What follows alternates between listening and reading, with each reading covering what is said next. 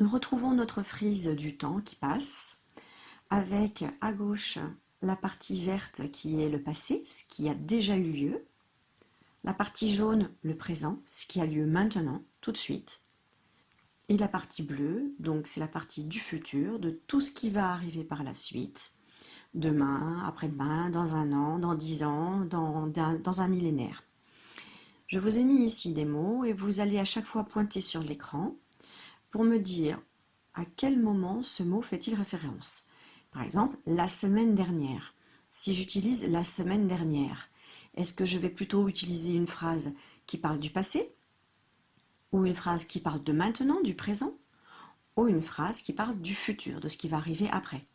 La semaine dernière. Donc si vous pointez à l'écran, vous devez pointer le passé. La semaine dernière, c'est ça y est, c'est fini, c'est passé. Aujourd'hui, pointez. Aujourd'hui, oui, c'est le présent. Maintenant, c'est le présent. Hier, c'est le passé.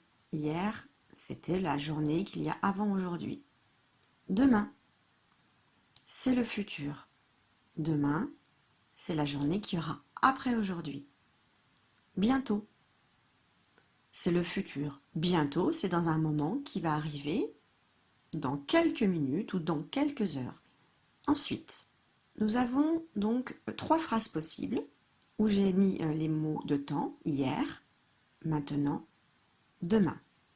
Et j'ai mis 3 verbes rouges que je vais vous laisser lire. Vous les avez lus?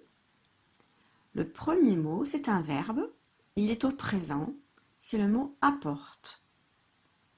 Le deuxième mot, c'est encore une forme verbale, et c'est écrit à apporter. Le troisième, c'est encore un verbe, et c'est écrit apportera. Maintenant, je vais vouloir placer ces 3 verbes sur les phrases en fonction du mot de temps qui est placé au début. Pour le mot apporte, est-ce que je vais le mettre avec hier, maintenant ou demain? Pour s'aider, on peut utiliser un petit mot pronom. Le petit mot pronom il par exemple. Donc j'ai ajouté à chaque fois le pronom il et cela va nous permettre de définir le début de la phrase et de trouver le verbe à la bonne conjugaison au bon temps. Alors, hier il apporte, hier il a apporté, hier il apportera. Oui, hier il a apporté.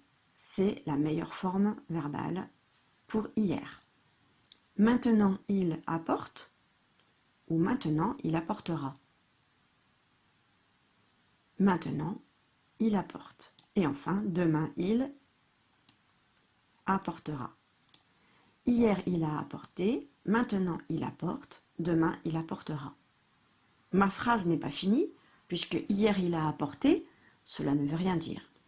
Il manque un complément du verbe. Donc, il va falloir que je trouve un petit mot qui va bien avec cette phrase. Hier il a apporté, alors là j'ai plein de possibilités. Hier il a apporté une salade.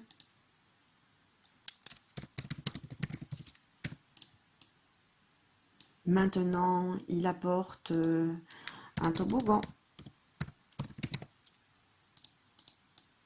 Demain, il apportera un râteau.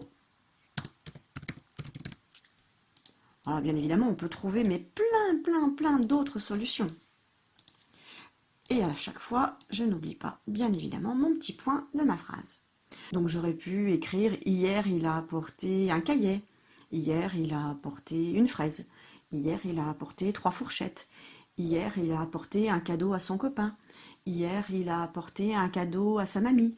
Voilà, on aurait pu écrire, mais il y a des infinités de phrases, hein. Bien évidemment, on peut trouver tout ce que l'on veut. Donc, vous allez ouvrir votre fichier à la page 115. Je vais vous demander de lire le texte. Et pour l'exercice 4, on va devoir réécrire les 3 mots de temps sur les 3 phrases. Donc je vais vous demander dans un premier temps de prendre votre crayon bille rouge et de souligner les verbes. Donc par exemple ici, Marion explique qui est le voleur. quel est le verbe? Je vous rappelle, pour retrouver le verbe, on peut se poser la question de quelle est l'action? Qu'est-ce que fait le personnage? Qu'est-ce qu'il se passe? Quel est le personnage de l'histoire? C'est Marion. Qu'est-ce qu'elle fait? Elle explique. Donc le verbe, c'est explique. Deuxième phrase, Marion expliquera qui est le voleur. Que fait Marion? Elle expliquera, donc expliquera est le verbe. Marion a expliqué qui est le voleur. Quel est le verbe? A expliquer. Donc je vous laisse faire comme moi, souligner les 3 verbes et vous pouvez également marquer un petit V en dessous pour expliquer que c'est le verbe. Ensuite, vous avez 3 groupes de mots à recopier. Le premier, c'est demain. Ensuite, on a hier. Et enfin, on a en ce moment. Bien évidemment, il y a une majuscule à chaque fois, bien sûr, puisque c'est le premier mot de la phrase. Alors, vous avez vu, en ce moment, il est assez long, donc il faudra écrire petit. Il va falloir faire comme nous tout à l'heure, remettre les mots selon si c'est le passé, le présent ou le futur. Ici, le verbe, c'est explique. Il explique, est-ce que c'est tout de suite? Est-ce que c'était hier? Ou est-ce que ce sera demain? Il explique. Ou Marion explique. Elle explique. Il faudra savoir si vous allez mettre le mot demain, si vous allez mettre le mot hier, ou si vous allez mettre le mot en ce moment. Donc je vous laisse écrire les 3 groupes de mots sur chaque phrase. Puis pour l'exercice 5, il faudra faire comme ici, 3 phrases en utilisant les mots. Donc on a remis la majuscule à hier, à maintenant et à bientôt parce qu'ils seront en début de phrase à chaque fois. Donc ici, on va avoir le mot hier. Ici, on aura le mot maintenant. Et enfin, on aura le mot bientôt. Après, vous pourrez trouver un petit pronom, soit il, soit elle. Alors moi, par exemple, je vais écrire elle.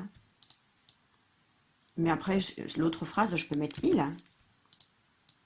Alors, on ne prend pas je, on ne prend pas nous. Hein.